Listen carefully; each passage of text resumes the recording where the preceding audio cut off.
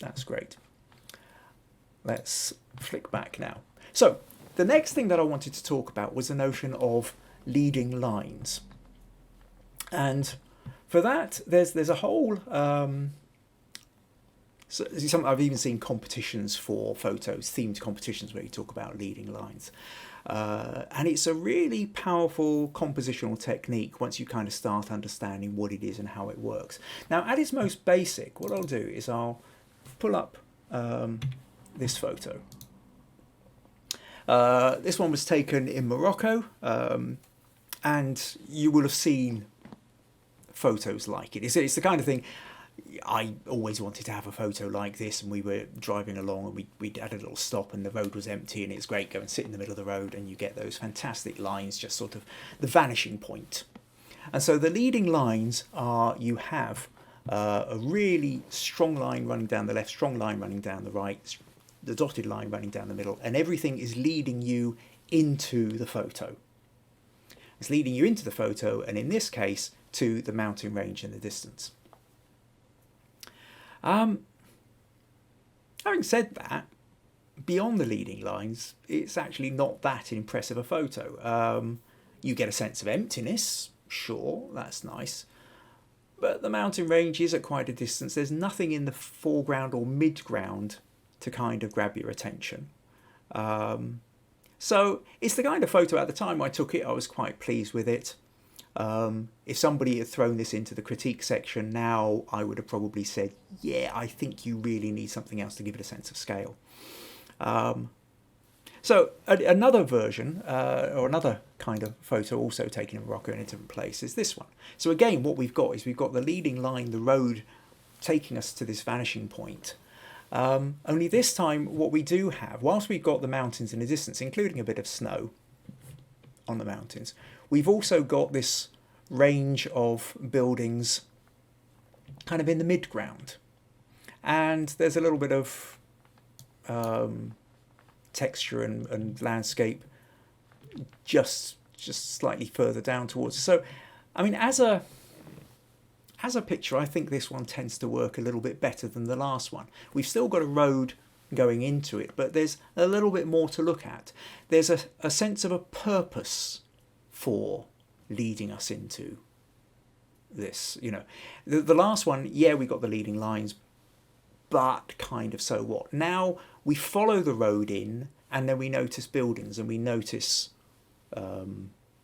mountains and landscaping and something. So there's something for our eye to actually be worth being drawn to.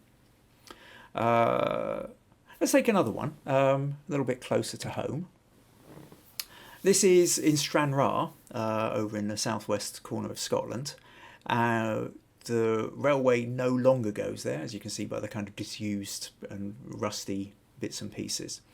And so here, and it's again one of these kind of photos you see a lot in online photo competitions and what have you, or sometimes camera club competitions. The idea that you've got the rails now instead of the road are the one that's drawing you into the photo. But there's an odd thing that goes on with this one, which is actually what is happening is I tend to feel the leading lines are actually drawing you away from where you want to be. The real interest in this photo is the foreground. You know, we've got these rusty bits of track end here. We've got so the notion, if we're saying that what this story is about is essentially urban decay, then, you know, whether it's the, you know, peeled off paint of the danger of electric shock, these bits of rust, the plants overgrowing, coming out of the concrete, the broken down door, that's really where the story is. But when we look at, but what happens is these leading lines lead us straight down the middle. And down the middle, what have we got? We've got just some houses in the distance. You know, there's not a lot down there, really. That's not where the interest lies. The interest is actually in the foreground. And here we have the danger, then, of the fact that the leading lines are actually leading us away from what the story's about. So again, it's another one of these where initially I thought, oh, whoopee, this is great. Oh, I quite like this kind of look. And then upon reflection later on, I kind of came to realise that it was doing exactly the opposite of what I wanted to do. It's not leading us towards that notion of decay. It's leading us away from it, but not towards anything else in particular. So those are all examples of leading lines, straight lines, but they don't have to be straight. Let's flick back to Morocco.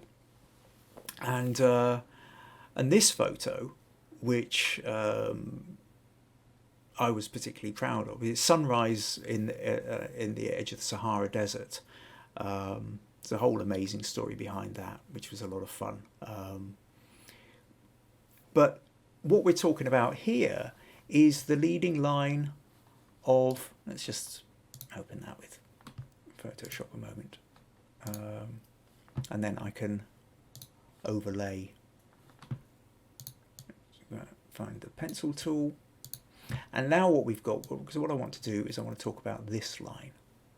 So we've got this lovely kind of S-bend, or which just kind of curves around.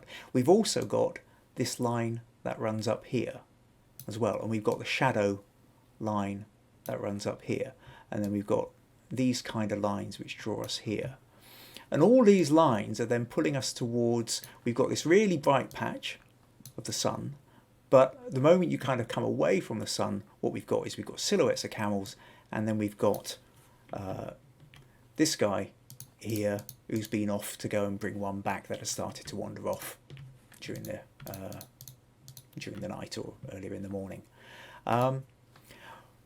So the lines that are leading us into it here now are curved, and I like that curve and the way the sunlight is creating the shadows to create some of the straighter lines. But that curve of the sand dunes, I think, is really what makes this photo work in a more interesting way than just having the straight lines that taking you down a road.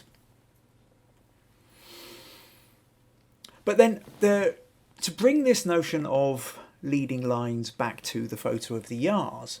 The photo of the Yars is relatively two-dimensional. David and Fergus are sort of slightly behind, but it's fairly compact. It's not got the depth of those Moroccan or Stranraer photos. But that doesn't mean to say there aren't lines making themselves felt. And so this is the other idea of leading lines. You've got to think about what's pointing towards what. So again, if I just create a new layer here, then what happens? There's Fergus is, you've got Fergus's head here, and then the line kind of comes up round here.